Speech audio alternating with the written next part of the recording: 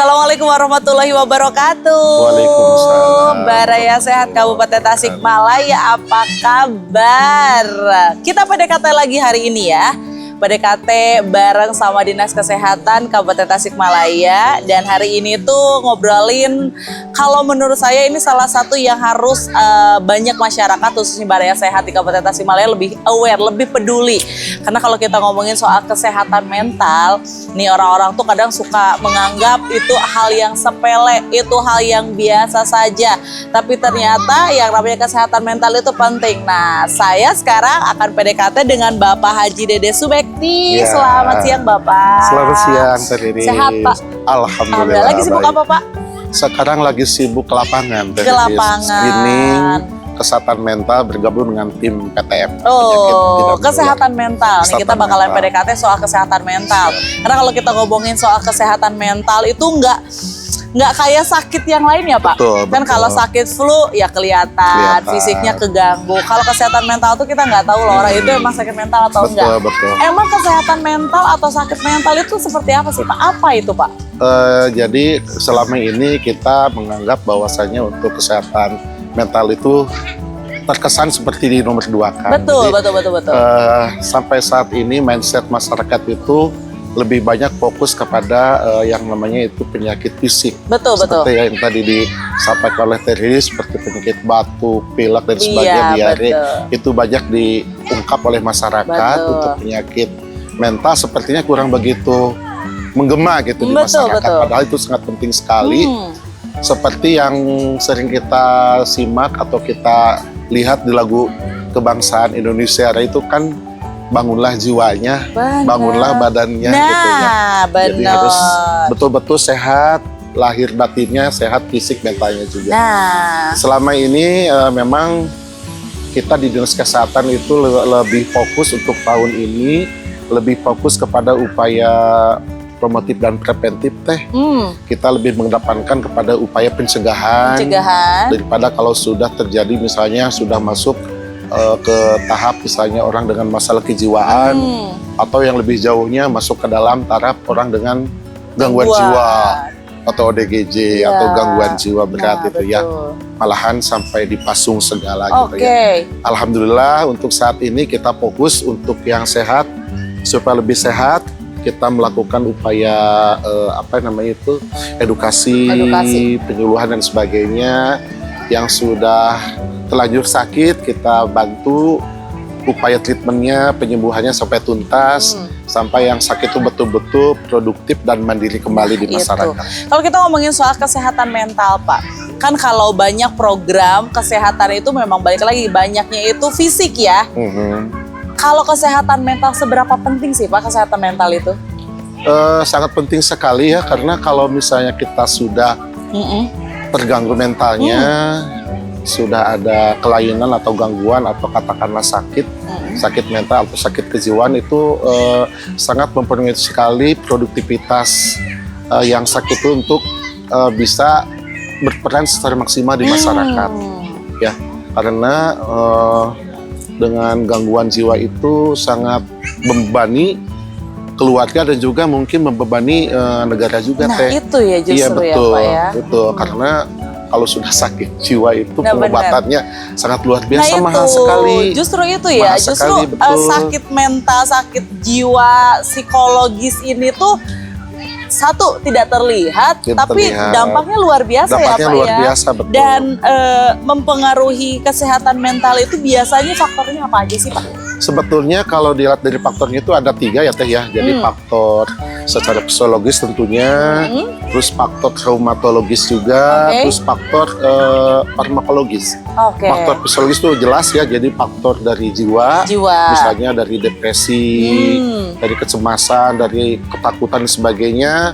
Terus faktor traumatis Teh, itu misalkan ada benturan kepala, lagi mengendarai kendaraan misalnya gitu ya, naik motor, tidak pakai helm, terus misalnya terjadi kecelakaan, terjadi benturan, berpengaruh ya? Berpengaruh, jadi ada goncangan di kepala, namanya itu komosio cerebri, jadi otomatis akan mempengaruhi fungsi otak juga, jadi bisa jadi gangguan jiwa.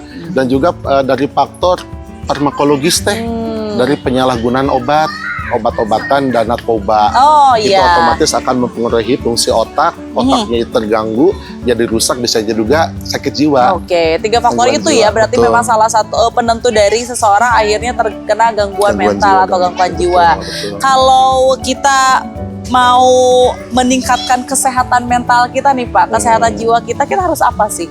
Kan kalau misalnya pencegahan demam berdarah, memberantas sarang nyamuk, Sarang nyamuk. pencegahan kaki gajah, ada obatnya, misalnya gitu kan.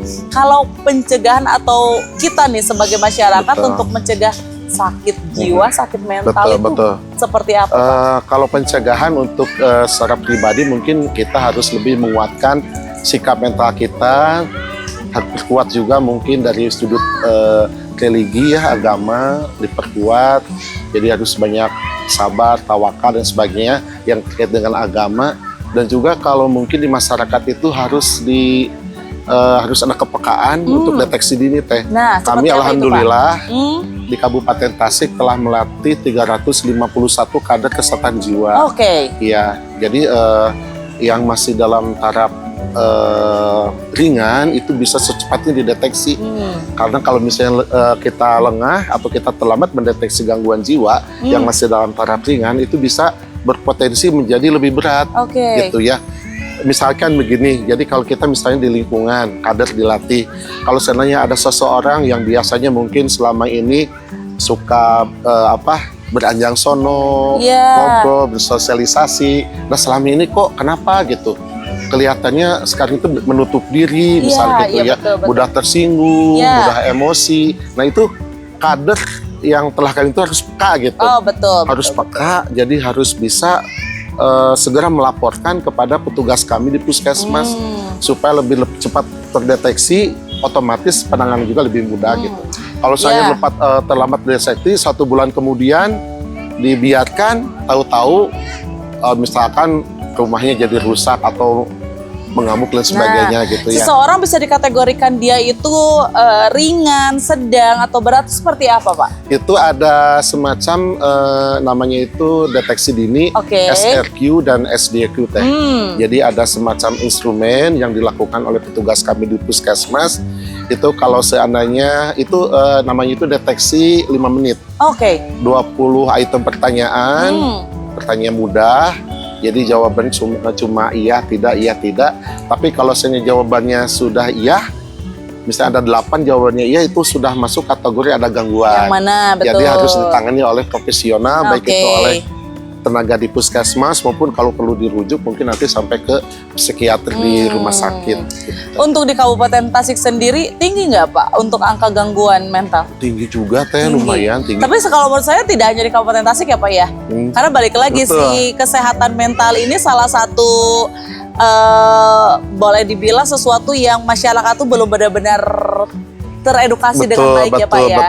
Tantangan sekali berarti ya Pak. Betul. Jadi sampai saat ini teh jadi masih menganggap bahwa gangguan jiwa itu akibat misalkan guna-guna, penyakit kiriman gitu ya. Atau kadang ada juga masyarakat yang menganggap ketika seseorang mempunyai gangguan jiwa, gangguan mental itu aib ya? Iya betul, aib, malu. Jadi kadang-kadang jadi akhirnya tidak terobati ya Pak ya? Tidak terobati, tidak terdeteksi, akibatnya pasiennya malah tambah parah gitu. Ya. Paling parah itu berarti udah sampai ke ODGJ? Sampai ODGJ teh, orang dengan gangguan jiwa. ODGJ ini adalah mungkin paling parah ketika memang tidak ditangani. Betul, malahan sampai saat ini kami itu mempunyai PR di Kabupaten Tasik, masih ada kurang lebih 15 ODGJ yang masih pasung belum dibebaskan. Dipasung? Pasung. Kenapa dipasung Pak? Ya karena mungkin pertimbangan keluarga juga demi keamanan lingkungan, daripada istilahnya membuat istilahnya kegaduhan, kerasa di masyarakat, mungkin itu alternatif yang sulit ya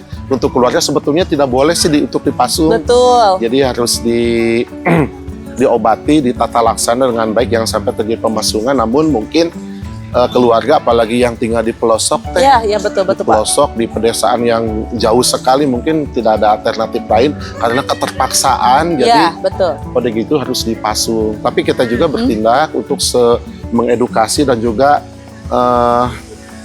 apa istilahnya melakukan pendekatan terhadap keluarga supaya pasiennya itu mau diobati supaya pasungnya lekas dibebaskan. Tapi bisa sembuh Pak kalau udah sampai ODGJ? Alhamdulillah sampai saya ini bisa kalau dibebaskan kita obati tata laksana bisa sembuh teh. Sembuh. Malahan sudah ada yang bisa produktif dan mandiri. Oke. Iya. Wow. Udah ada yang menikah, ya malahan udah yang menikah berkeluarga. Jadi kesehatan mental atau penyakit mental ini bisa sembuh Pak? Bisa sembuh teh, bisa sembuh, cuman kalau secara teori itu yang dikatakan sembuh itu 30%. Seperti apa ya? Sembuh bebas obat. Oke. Jadi nanti dinyatakan oleh dokter atau psikiater itu si pasien itu harus bebas pengobatan lagi, udah dinyatakan sembuh. Ya. Cuman yang 70% itu bebas dengan katakan itu bebas dengan kontrol obat teh. Jadi seumur hidup yang bersangkutan harus terus minum obat. Tapi obat itu tidak semuanya tetap. Jadi ada yang dinamakan itu di program kami itu namanya itu tapering off. Jadi penurunan dosis obat dari dosis awal sampai dosis terendah sampai dosis yang katakanlah bisa zero gitu. Oh gitu. Jadi sebenarnya bukan hal yang tidak mungkin ya. Betul. Sampai ODGJ aja sembuh berarti ya Pak ya. Betul. Bisa indikasi sembuhnya ODGJ itu apakah seperti apa Pak? Dinyatakan dia sembuh selain dari obat itu, misalnya dosisnya jadi turun. Seseorang dikatakan, oke ini sudah masuk kategori sembuh. Apakah seperti apa? Iya. Jadi kalau dikatakan kategori sembuh itu teh, jadi bisa dilihat dari secara fisik ya. Jadi sudah bisa berkomunikasi dengan baik, sudah bisa melakukan aktivitas-aktivitas yang katakanlah sederhana, mandi sendiri, makan sendiri, terus bisa bersosialisasi juga. Terus bisa melakukan pekerjaan-pekerjaan yang sederhana, itu ya sudah terus pikirannya juga sudah stabil lah, jadi tidak lagi ada halusinasi dan sebagainya gitu. Dan juga mungkin untuk katakan ODGJ yang sudah sembuh itu mungkin harus juga ada upaya pemberdayaan teh. Jadi selama ini yang dikatakan yang sudah sembuh terus itu kambuh gitu ya. Jadi bisa karena kambuh, Pak? Bisa kambuh karena tidak ada kegiatan. Oh iya. Sudah sembuh sama keluarga mungkin dilarang untuk beraktivitas. Jadi mungkin katakanlah kerja itu mungkin hanya istirahat, makan, mungkin tidur ya. Jadi mungkin kalau namanya di rumah kalau tidak ada kegiatan mungkin tidur, jadi banyak melamun lagi, jadi kambuh lagi gitu teh. Jadi mungkin kalau sudah sembuh itu kami koordinasi dengan Dinsos untuk dilakukan pemberdayaan dengan Basnas juga dengan Dinsos supaya mencegah kekambuhan lagi. Ini berarti salah satu peran dari Dinas Kesehatan Kabupaten Tasik ya Pak ya. Satunya untuk memang menekan angka dari penyakit mental ini ya. Iya betul. Salah satunya program-programnya apa saja Pak? Program-program kita yang sudah berjalan itu yang pertama itu edukasi ya, penyuluhan ke berbagai lapisan masyarakat, baik itu secara formal maupun informal, di lembaga pemerintah, di lembaga swasta, terus di perusahaan-perusahaan juga, terus di sekolah-sekolah pesantren juga itu kami sudah melakukan itu. Terus juga sekarang itu tugas kami itu mungkin lebih kepada upaya promotif tadi, preventif tadi, mungkin katakanlah yang sudah sehat kami jaga untuk tetap sehat, yang sudah terlanjur sakit kata kita ya teh, udah ada ODGJ dan ada DMK-nya, kita treatment, kita tata laksana, kita berikan pelayanan pengobatan dan sebagainya supaya mereka itu lekas pulih kembali. Kalau untuk kesehatan mental ini Pak, berarti ini bisa menyerang siapa saja? Bisa menyerang siapa saja. Rentan usia berapa saja? Sekarang sudah merambah ke rentang usia 15 tahun. 15 tahun? 15 tahun sudah cukup banyak juga. Temuan di lapangan penyebab yang paling banyak karena apa Pak? Kalau penyebab yang paling banyak itu dari psikologis teh. Psikologis, jadi dari misalkan kemarin yang waktu COVID itu banyak PHK itu ya, otomatis mempengaruhi stabilitas kondisi ekonomi di keluarga. Jadi akibatnya terjadi misalnya KDRT. Salah satu faktor yang paling banyak adalah salah satu faktor ekonomi juga? Ekonomi juga, kebanyakan ekonomi teh. Kebanyakan ekonomi itu ya. Jadi dari ekonomi nanti bisa si kepala keluarga atau suami melakukan KDRT lah gitu ya, karena ekonomi kurang, pemasukan kurang. Terus juga perceraian juga itu sangat berpengaruh sekali terhadap kesehatan mental. Berarti memang perlu sinergi dan kolaborasi dengan banyak sektor ya Pak ya? Betul teh. Jadi kalau kita ngomongin, benar banget sih kalau ngomongin soal kesehatan mental ini PR-nya panjang dan berat ya Panjang, Pak. betul. Dan kalau kita nih sebagai keluarga misalnya Pak, ingin memberikan edukasi yang paling dekat itu kan memang peran keluarga Peran ya. keluarga, Peran keluarga betul. dalam mengedukasi. Mengedukasi untuk mencegah DBD, peran keluarga salah Betul, satu keluarga, penting. Salah betul, satunya Teh. apa sih yang harus kita lakukan nih sebagai misalnya kita dari keluarga yang paling mudah mungkin ya dilakukan untuk bisa membuat atau menghilangkan kasarnya gangguan-gangguan mental di lingkungan keluarga kita, Betul, Pak. Seperti betul, apa peran betul. kita, Pak? Jadi kalau seandainya kalau sudah terjadi dalam satu keluarga itu ada yang menderita gangguan kesehatan mental, itu sangat diperlukan sekali peran keluarga, Teh. Iya. Motivasi, dorongan, ya, mensupport gitu ya. Karena kalau tanpa bantuan keluarga, dorongan keluarga itu proses penyembuhan pasien itu mungkin agak lama gitu ya. Dan juga mungkin ke dalam hal ini juga penguatan dari segi PMO-nya, Teh. Apa itu, Pak? Pengawas minum obatnya. Oh iya. Ya, jadi selama ini pasien-pasien yang kambuh atau terlantar itu karena PMO-nya itu tidak maksimal. Misalkan si yang sakitnya itu tinggal dengan orang yang sudah lansia, yang sudah sepuh. Iya. Jadi otomatis kalau yang namanya udah lansia, sudah sepuh itu mungkin banyak lupa ya memberikan obatnya, harusnya mungkin 3 kali sehari. Iya, betul, Ini seingatnya aja Iya. gitu kan, otomatis pengobatan juga kurang begitu optimal gitu ya. Terus si pasiennya itu tinggal sendiri, Iya, betul. tinggal sendiri tidak ada yang mengurus atau dengan lansia gitu ya. Jadi atau mungkin keluarga juga udah bosan memberikan obat, ada juga seperti itu. Sudah bosan karena pengobatannya itu tahunan lama gitu ya. Lama ya. Jadi harus Itu betul-betul sabar. pengobatan, Pak. Kalau untuk pencegahannya dari lingkungan keluarga sendiri, apa yang bisa kita lakukan, Pak? Pencegahannya itu mungkin kaitan dengan ini ya, Teh ya. Jadi memang harus diperkuat itu fungsi keluarga ya. Jadi ciptakanlah mungkin keluarga yang betul-betul harmonis, terus juga mungkin kita juga dari segi religiusitas pemahaman agama juga harus diperkuat ya, karena tantangan kita di zaman ini kan sangat luar biasa ya. Betul sekali. Dengan keharmonisan juga harus dibentuk, dan juga dukungan dari spiritual juga harus betul-betul harus mantap gitu. Karena lingkungan tantangannya makin luar kesini biasa. makin Betul, ini ya untuk kesehatan mental. Karena kalau dari satu keluarga misalkan ada penderita gangguan jiwa, otomatis itu akan berpengaruh terhadap keluarga yang lain, Teh. Gitu ya? Betul. Oh. Misalnya ada satu ODGJ berat dalam satu keluarga, otomatis keluarga yang lain juga akan terdampak gitu, Teh. Iya, betul. Minimal gangguan pola tidur lah, gangguan tidur atau kecemasan.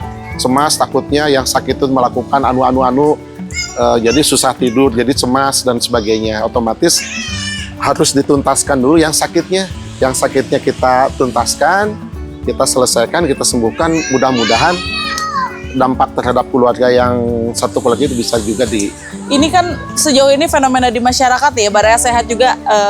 Saya punya tetangga yang memang kalau menurut saya mungkin dia normal dari kecil, Pak, sampai sekolah. Terus faktor sakit juga bisa kan berarti ya, Pak ya? Betul. Sakit yang sampai akhirnya mengganggu ke kesehatan jiwanya bisa? Kalau dari sakit fisik itu jarang, Teh ya. Jarang. Sangat jarang ya, kebanyakan itu faktor yang saya sebutkan tadi, psikologis, farmakologis, dan traumatologis. Kalau dari sakit itu sangat jarang, biasanya lebih banyak itu. Karena suka ada istilah kayak gini kalau di daerah-daerah ya, karena kalau mengingat Kabupaten Tasikmalaya yang begitu luas dan pelosok ya, Pak ya. Betul. Dan edukasi masyarakat gara-gara sakit yang nggak keobati sampai akhirnya gangguan mental lah, gangguan jiwa gitu kan. Betul. Terus dibiarkan saja, Betul. memang diurus sama keluarga tapi dibiarkan. Nah, temuan di lapangan yang seperti itu masih banyak, Pak. Betul, Teh. Terutama kaitan dengan penyakit-penyakit yang terdiagnosa berat, Teh, dan juga lama. Misalkan penyakit hipertensi, penyakit diabetes, penyakit jantung, kan itu pengobatannya seumur hidup dan juga lama. Itu kalau misalnya kita tidak kuat dalam segi mental, itu bisa masuk juga ke ini, ke gangguan jiwa, Teh. Misalnya penyakit diabetes atau penyakit kencing manis. Kan kadang-kadang kalau tidak sabar, tidak ikhlas, tidak menerima, itu kadang-kadang kan suka timbul rasa takut ya. Takut saya tuh nanti kalau misalnya kena diabetes nih, takutnya nanti ada komplikasi, dekik, misalnya ada gangren ya, kakinya misalnya lukanya suka sembuh, takutnya nanti harus amputasi Iya, misalnya betul. gitu ya. Takutnya nanti berdampak kepada mata, kebutaan, takutnya nanti berdampak ke disfungsi Jadi overthinking seksual. ya Jadi Pak ya? overthinking Oh, betul. betul. Jadi itu masuk nanti bisa terganggu jiwanya juga. Penyakit-penyakit yang terganggu. Ada program rehabilitasi nggak untuk yang belum berat Pak? Kan kalau ODGJ itu udah berat Udah ya berat, Pak ya. betul. Kalau misalnya kan yang depresi tapi belum sampai ke mengganggu apa namanya produktivitas, Betul. ada layanan untuk konseling Oh, seperti gitu. itu nggak Pak di dinas? Alhamdulillah untuk saat ini teman-teman dari 40 puskesmas pola program kesehatan jiwa dan juga berkolaborasi dengan dokter di puskesmas tersebut, kita sudah mengadakan pelayanan ini teh. Jadi konseling, Oke. jadi konseling, edukasi dan sebagainya melalui tadi apa yang dinamakan itu screening, screening kesehatan jiwa atau screening deteksi 2 menit yang tadi itu yang disampaikan. Jadi alhamdulillah bisa ditangani di puskesmas. Kasus-kasus tidak berkembang menjadi lebih Berat lanjut, ya, menjadi betul, berat. betul. Karena mungkin kalau semakin cepat terdeteksi dan dilakukan konseling, jadi tidak akan sampai berat ya Tidak Pak ya. sampai berat, betul. Betul.